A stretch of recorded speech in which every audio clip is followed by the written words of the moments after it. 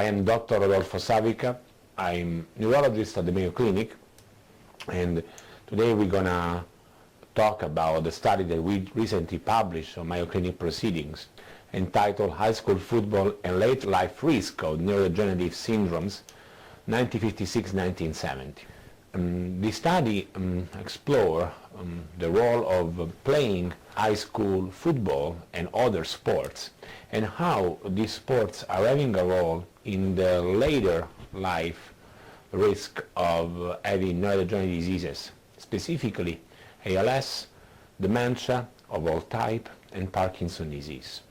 This study was taking advantage a great resource that we have here, which is the Rochester Epidemiology Project, called REP.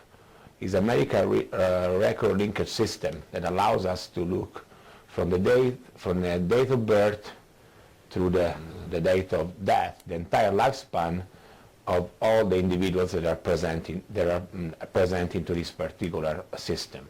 Taking advantage of these infrastructures, we were able to identify, using the yearbooks of the two high schools that are present in Rochester, all the individuals that play sports from 1956 to 1970.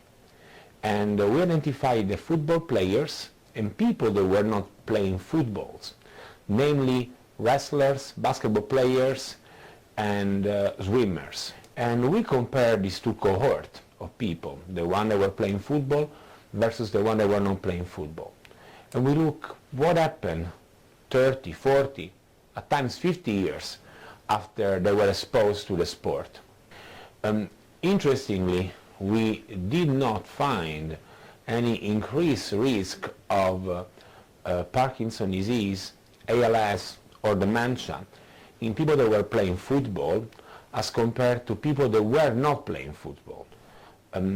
Despite in football players that play football for more than one season, there was a significant amount of head traumas that was reported in the medical records. However, they still didn't have an increased risk of having neurodegenerative diseases. We were compared about around 500 individuals. 296 were football players, around 190 were non-football players, and we were able to track them down the entire lifespan that they were having in the system. This study is important because should not be interpreted with saying that having a trauma is good for us.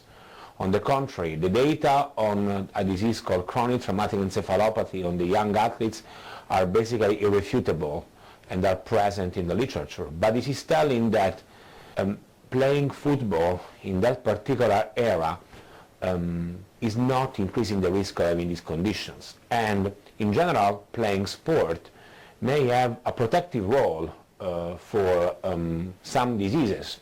There are some studies indeed that shows that cardiovascular activity that is increased with sport, can protect the development of having Parkinson's disease and dementia.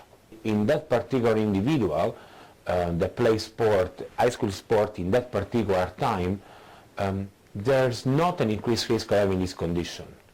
This is important because this study is part of a bigger initiative with a previous study that was exploring with the same methods, the same cohort from 1946 to 1956, didn't report the evidence of any increased risk of having the degeneration in the same population. So now we have two studies that are basically reporting the same thing. So the play football in that particular era doesn't increase risk of degeneration. Obviously, the sport is much different as compared to today. The athletes are much different as compared to today. So we cannot entirely and completely compare the sport played in the 40s, 50s, 60s, even 70s with the current play sport. And we cannot even compare the high school football players with the collegiate and professional players. Those are completely different populations that cannot be compared to our current population. In the study that were published some years ago from 1946 to 1956, we knew that all the athletes were using helmets that were not very protective. And as the years were approaching the current era, there was an improvement in the helmets, especially when we were approaching the 60s and the 70s. However, the regulations have just recently approved the big standardized. The problem of the helmets is that at times having better helmets can provide the athlete a sense of self-protection. Therefore, they may be hit harder and protect themselves less. So definitely is something that we should take in account when we are interpreting these results.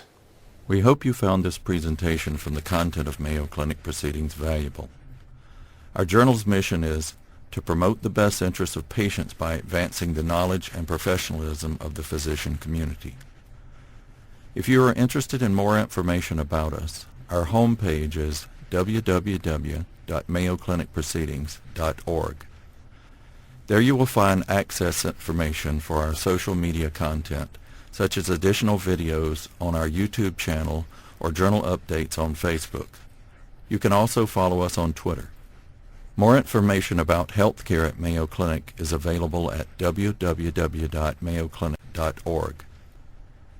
This video content is copyrighted by Mayo Foundation for Medical Education and Research.